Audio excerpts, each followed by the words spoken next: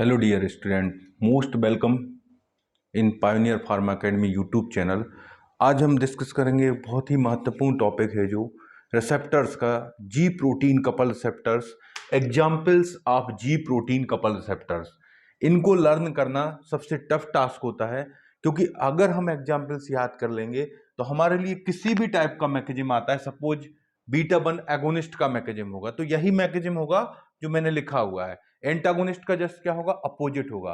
तो मतलब अगर हम इस टेबल को प्रॉपरली लर्न कर लेंगे, examples of G protein couple receptor means हमको बहुत सारे ड्रग्स का मैकेनिज्म क्लियर हो जाएगा, मैकेनिज्म हम पे बहुत अच्छे से बनने लगेगा। तो इसको याद करना सबसे जरूरी है, क्योंकि अगर हम सिस्टम पर पहुंचते हैं, सपोज जब हम एडिनर्जिक सिस्टम पर जाएंगे तो वहां पे ये रिसेप्टर्स मिलेंगे। जब हम हिस्टामीन पढ़ेंगे तो हम हिस्टामीन रिसेप्टर्स मिलेगा। जब हम मस्कुलिन रिसेप्टर्स स्टडी करेंगे तब हमको मिलेंगे। तो होता क्या है कि जब हम वहां पढ़ते हैं तो आगे का पूरा स्केप कर जाते हैं, उसको हम भूल जाते हैं। तो तरीका ये है सबसे बेस्ट कि हमको यहीं से लर्न कर लेना है examples of G protein coupled receptor. पहले वीडियो में मैंने आपको बताया हुआ था what is the mechanism of GPCR receptor, what is the pathway of GPCR, ये मैंने सभी क्लियर किया था। तो there is the GPCR pathway divided into three category mainly: cyclic AMP increase pathway, cyclic AMP decrease pathway and cyclic IP3DAG increase pathway। Three category में mainly ये divided है। इसको पाथवे को पूरा क्लियरली मैंने एक्सप्लेन किया हुआ है प्रीवियस वीडियोस में, आप उसको देख सकते हैं। यहां पर जीएस जी स्टिमुलेटेड टाइप का जी प्रोटीन होता है, एडिनाइल साइक्लेज एंजाइम स्टिमुलेशन है और साइक्लिक एमपी इंक्रीज हो जाता है। सेकेंड केस में जीआई इनहिबिशन होता है, adenylyl cyclase inhibition, cyclic AMP decrease होता है। जीक्यू जो होता है phospholipase C stimulation, IP3 and DAG will be increases. ये सभी सेकेंडरी मैसेंजर्स होते हैं। अब बात जिसको करते हैं, जो टॉपिक है हमारा आज, एग्जाम्पल्स ऑफ जीपीसीआर रिसेप्टर, हम उसी की बात करते हैं। सबसे पहले बात करते हैं, ये थ्री कैटेगरी में डिवाइडेड है। हमको याद करने के लिए क्या करना है, इनको ऐसे ही लिखना है, cyclic AMP increase, decrease, IP3DAG increase, इसी टाइप से हम इसको लिखेंगे। सबसे पहले हम पहुंचते हैं एडिनर्जिक रिसेप्टर्स पर।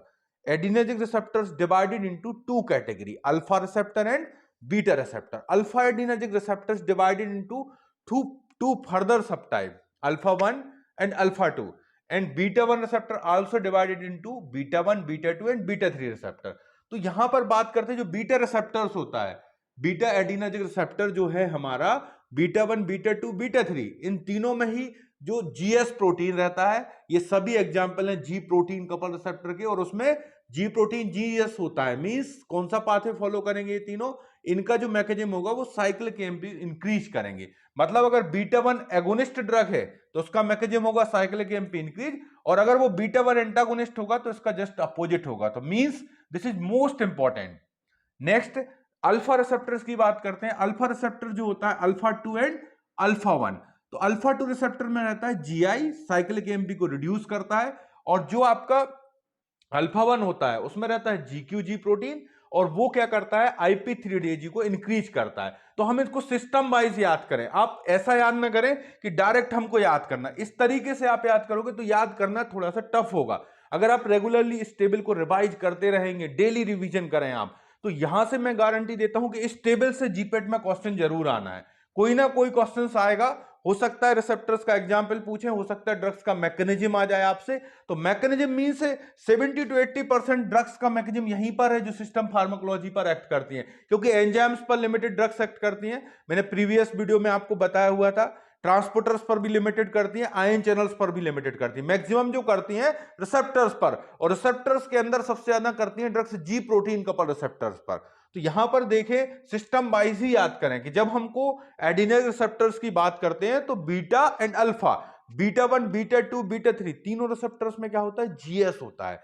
वहां पर आपको क्लियर हो गया। इसके बाद अल्फा 1, अल्फा 2, सपोज हम भूल जाते हैं अल्फा 1, अल्फा 2 में क्या होता है, तो IP3 क्या है आपका, यहां पे ऑड नंबर है, और अल्फा 1 क्या है, ऑड नंबर है। तो आप इस टाइप से याद कर लेना कि जो IP3 है उसमें ऑड नंबर वाला आएगा, अल्फा 1 ही आएगा। तो ये हो गया आपका अल्फा 1। अब आता है दूसरा टॉपिक, हम आगे बढ़े, हमें मिला कोलिनर्जिक रिसेप्टर्स। कोलिनर्जिक रिसेप्टर्स जो होते हैं वो टू कैटेगरी में डिवाइडेड है, nicotinic cholinergic receptor and muscarinic cholinergic receptor. Nicotinic cholinergic receptors को मैं पहले ही बता चुका हूं आपको कि ये एग्जाम्पल्स किसके हैं, ये एग्जाम्पल्स हैं आयन चैनल रिसेप्टर्स के। तो यहां पर निकोटिनिक रिसेप्टर को हम साइड में कर देते हैं। अब आता है हमारा मस्केनिक रिसेप्टर। मस्केनिक रिसेप्टर्स के होते हैं 5 सब टाइप्स होते हैं। कितने 5 सब टाइप्स होते हैं, M1 M2 M3 M4। बिल्कुल वही करना है कॉन्सेप्ट, अल्फा 1 ऑड नंबर और जो M के ऑड नंबर वाले वो यहीं पे आएंगे, M1 M3 और M5। तो ये भी यहां पर हो गया। और जो इवन नंबर वाला अल्फा 2 मींस M2 और M4 उसको मैंने यहां पे लिख दिया। तो ये हमारे 2 सिस्टम्स क्लियर हुए। एडिनर्जिक में बीटा 1 में तो तीनों का ही GS है, इसके बाद आपका अल्फा 2 और में आपका साइक्लिक एमपी रिड्यूस है, और अल्फा 1 IP3 में 3 ऑड है और अल्फा 1 ऑड है। तो वो याद हो गया, उसी को हमने मैच कर दिया M से कि M में M1 M3 और M5 ऑड नंबर वाले हैं, तो इनका मैकेनिज्म क्या होगा, ये IP3 वाला ही फॉलो करेंगे। जैसा अल्फा 2 का था वैसे ही किसका होगा, M2 का होगा और M4 का होगा। तो ये हमारे 2 सिस्टम्स क्लियर हुए। आगे चलते हैं, हम आगे जाते हैं थोड़ा सा। अब आता है हिस्टामीन वाला। हिस्टामीन में जैसे ही हम पहुंचते हैं तो हिस्टामीन के 4 रिसेप्टर्स होते हैं, H1 H2 H3 और H4। H4 रिसेप्टर्स का ज्यादा इंपॉर्टेंस है नहीं हिस्टामीन के केस में, H1 और H2 ही सबसे इंपॉर्टेंट रिसेप्टर है, 3 और 4 का ज्यादा इंपॉर्टेंस नहीं है, और 4 का तो बहुत ही कम इंपॉर्टेंस है। तो यहां पे जनरली मेजर अगर हम बात करते हैं तो H1 H2 और H3 को ही याद कर ले, वही सफिशिएंट होता है। तो यहां पर अब इवन ऑड वाला कॉन्सेप्ट यहां फॉलो नहीं करेंगे अपन। यहां अगर आप फॉलो करोगे तो गलत हो जाएगा। सिंपल सा कॉन्सेप्ट, आपको 231 याद कर लीजिए। 231 यहां से लिखना किया स्टार्ट, H2 H3 और H1, 231 लिख लिया आपने। तो 231 H2 मींस सबसे पहले लिखा मैंने फर्स्ट कॉलम में साइक्लिक एमपी रिड्यूस है, इंक्रीज है साइक्लिक एमपी। 3 लिखा, साइक्लिक एमपी रिड्यूस हुआ, और 1 में क्या हुआ, ये इसी ऑर्डर में लिखना है आपको, इसके ऑर्डर को चेंज नहीं करना है।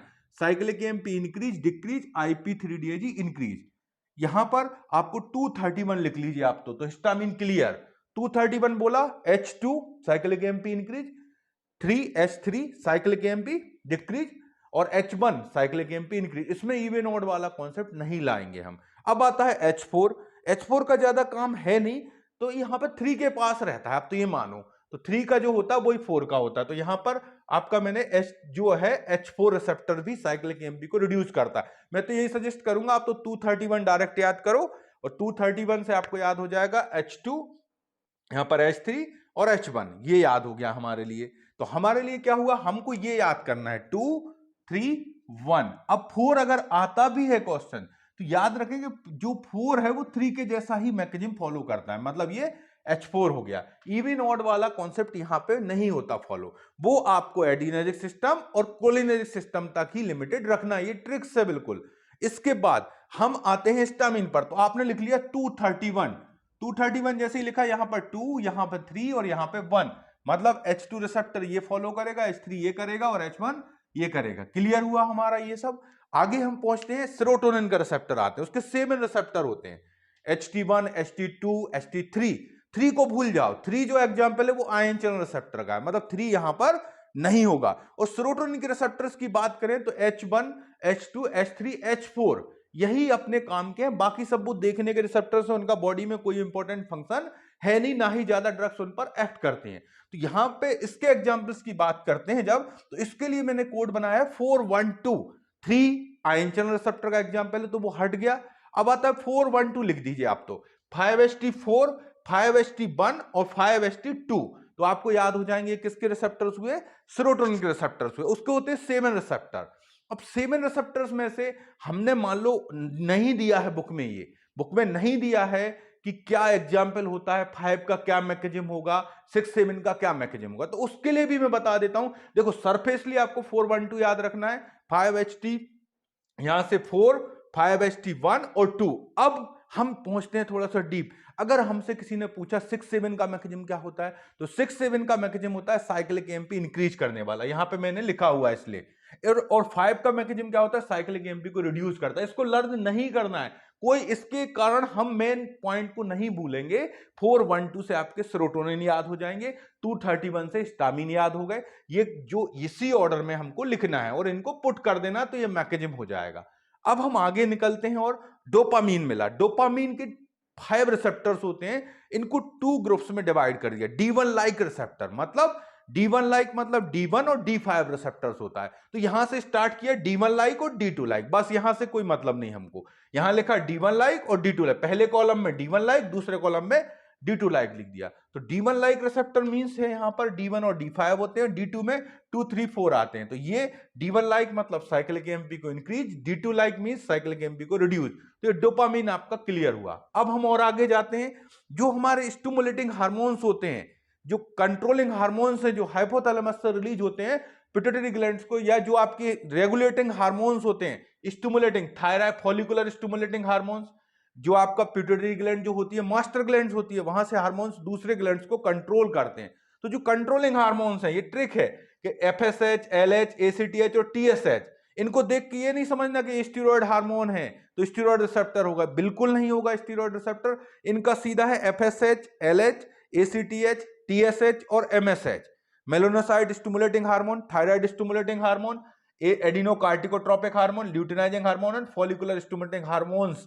ये जो हार्मोन्स होते हैं, इनका बॉडी पर जिस भी साइट्स पर ये बाइंड करते हैं उसको हम बोलते हैं ये एफएसएच, एलएच और एसीटीएच रिसेप्टर्स बोलते हैं। तो वो सब रिसेप्टर्स जीएस रहता है, साइक्लिक एमपी को इंक्रीज करते हैं। तो ये हुआ आपका।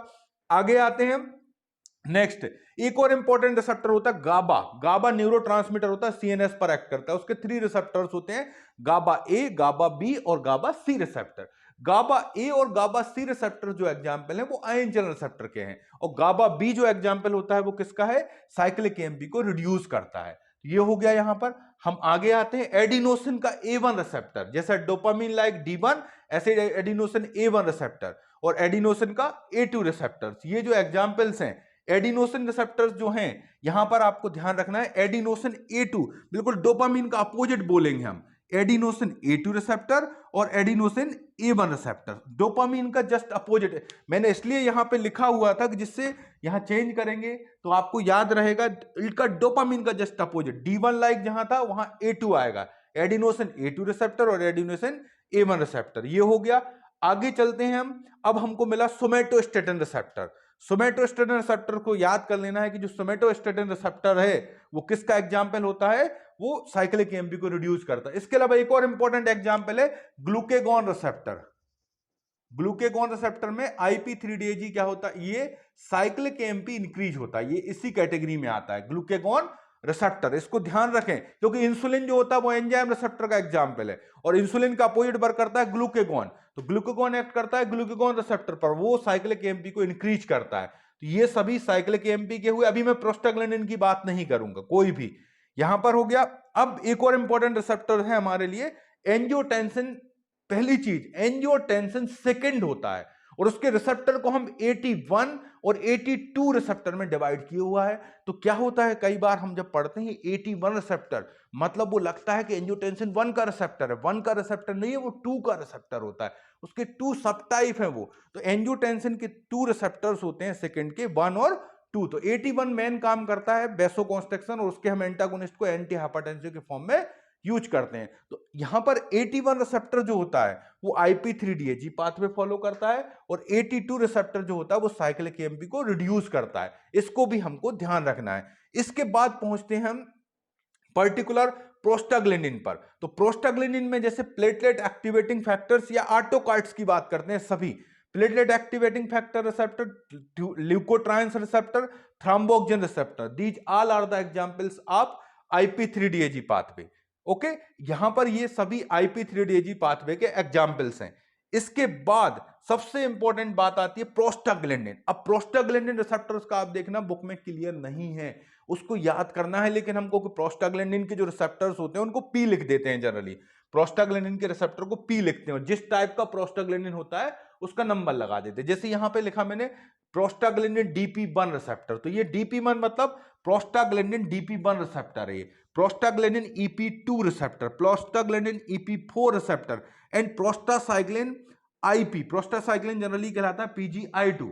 तो इनके जो रिसेप्टर्स होते हैं DP1, EP2, EP4 और प्रोस्टाग्लैंडिन IP रिसेप्टर, ये सभी क्या करते हैं, साइक्लिक एमपी को इंक्रीज करते हैं। इसके बाद prostaglandin DP2 receptor and EP3 receptors क्या करते हैं, साइक्लिक एमपी को रिड्यूस करते हैं। और प्रोस्टाग्लैंडिन EP1 और prostaglandin FP means PGF2 alpha receptor, ये IP3DAG को इंक्रीज करते हैं। अब EP3 रिसेप्टर्स आप देखेंगे KDD बुक में दोनों में दिया हुआ है, यहां पर ये दिया हुआ है आपका साइक्लिक MP रिड्यूस में भी दिया है और IP3DAG इंक्रीज में भी दिया हुआ है, तो बिल्कुल गलत नहीं है, वो सही दिया है। यहां पर क्या होता है, जो EP3 रिसेप्टर्स होता है बॉडी की कुछ लोकेशंस पर उसमें GI प्रोटीन रहता है और कुछ लोकेशंस पर उसमें GQ नहीं होता, G12 होता है। G प्रोटीन का स्पेशल टाइप होता है G12 और वो फास्फोलाइपेज C को स्टिमुलेट करता है और IP3DAG क्या होता है, इंक्रीज होता है, इसलिए वो दिया हुआ है। तो ये सभी रिसेप्टर्स के एग्जाम्पल्स हमको याद करना है, बहुत इंपॉर्टेंट है ये